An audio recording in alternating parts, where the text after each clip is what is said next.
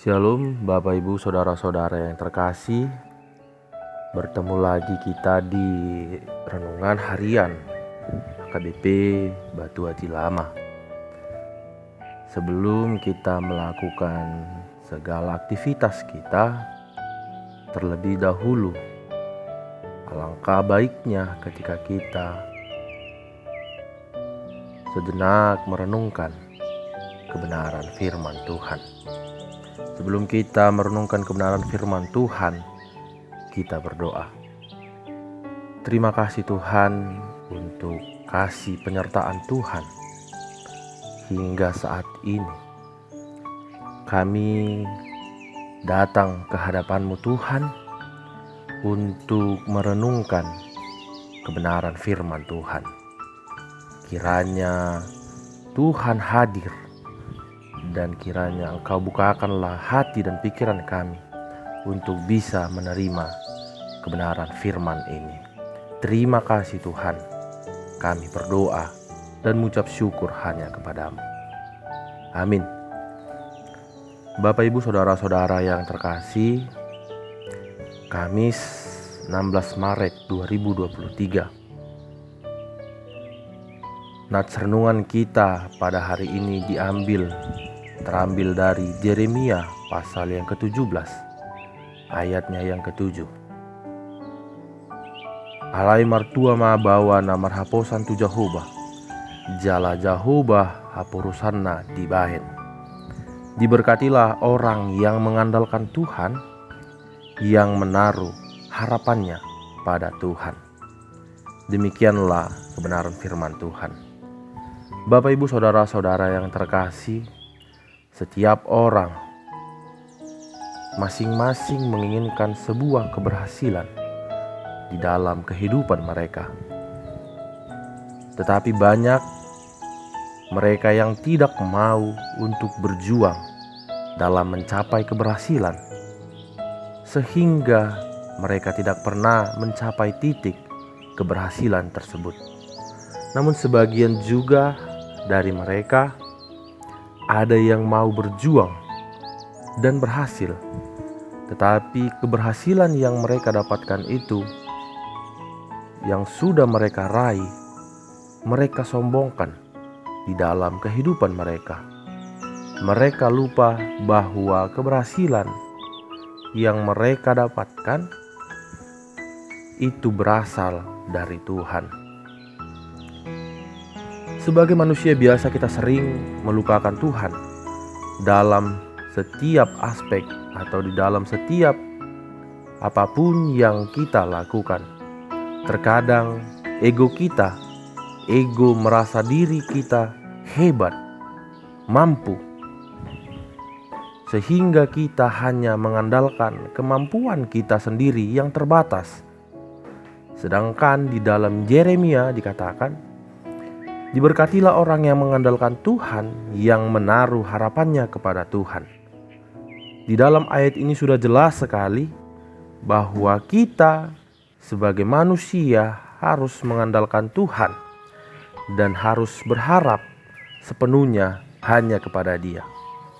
Bapak Ibu Saudara-saudara yang terkasih, ada sebuah lagu yang sangat cocok sekali dengan kebenaran firman Tuhan hari ini, yaitu Satu-satunya yang kuandalkan.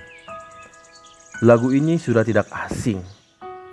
Pasti kita semua akan sependapat bahwa lagu ini sangat mudah untuk diingat karena liriknya yang sederhana, namun memiliki arti yang sangat mendalam.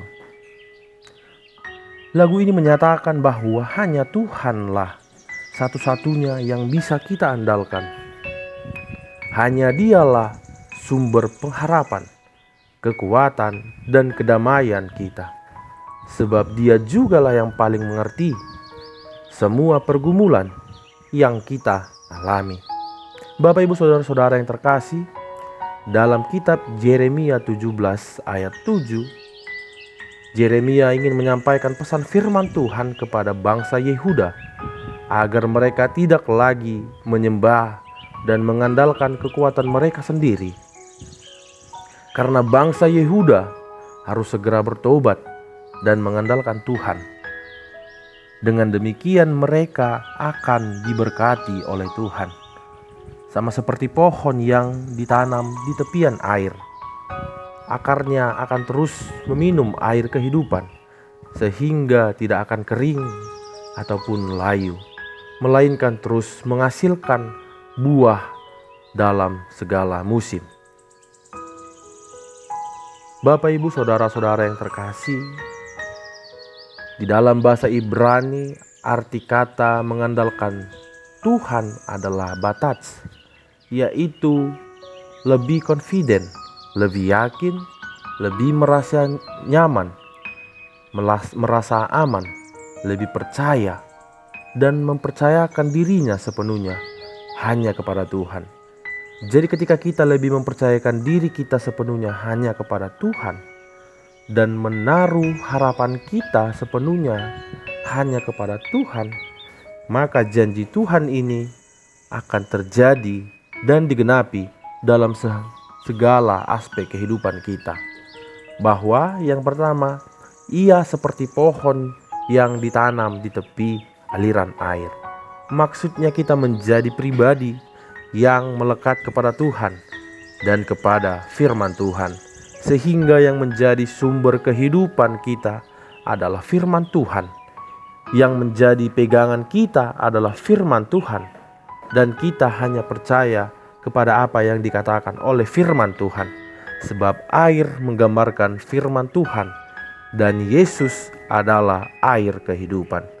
Yang kedua, ia merambatkan akar-akarnya ke tepi batang air. Maksudnya kehidupan kita berakar sangat kuat, memiliki pondasi dan dasar yang sangat kuat hanya kepada firman Tuhan, sehingga segala aspek kehidupan kita hanya didasari dan ditopang oleh firman Tuhan. Yang ketiga, ia tidak mengalami panas terik. Maksudnya ketika kita menghadapi kesulitan, tantangan, dan masalah kehidupan, kita tetap teguh dan tidak mengeluh, tidak mudah menyerah, karena selalu mengalami penyertaan serta perlindungan yang daripada Tuhan. Yang keempat, ia seperti daun yang tetap hijau. Artinya kita sebagai orang melihat kehidupan kita adalah kehidupan yang indah, yang menyenangkan, yang penuh sukacita. Jadi gambarannya seperti orang yang sedang melihat pohon yang rimbun, hijau, indah, sehingga kehidupan kita menjadi berkat serta memuliakan nama Tuhan. Yang terakhir, ia tidak khawatir dalam tahun kering. Artinya kita selalu percaya akan janji Tuhan dan jaminan Tuhan, sehingga kita menjadi pribadi yang senantiasa bersyukur dan bersuka cita, sebab kita percaya bahwa pengharapan di dalam Tuhan tidak akan pernah mengecewakan. Bapak, Ibu, saudara-saudara yang terkasih, melalui firman Tuhan ini, kehidupan manusia juga akan menjadi terkutuk, yaitu akan menjadi seperti semak bulus di padang belantara. Ia tidak akan mengalami datangnya keadaan baik. Ia akan tinggal di tanah angus di padang gurun, dan ia akan tinggal di negeri padang asin yang tidak berpenduduk. Jika pertama mengandalkan manusia dan kekuatan sendiri, artinya lebih merasa aman, lebih percaya, lebih mempercayakan dirinya sepenuhnya hanya kepada kekuatan manusia, yaitu mengandalkan pikiran, pendapat, prinsip, dan cara-cara manusia. Yang kedua, hatinya menjauh daripada Tuhan. Maksudnya hatinya menjauh di dalam bahasa Ibrani adalah cur, artinya hatinya memberontak, melawan kepada Tuhan.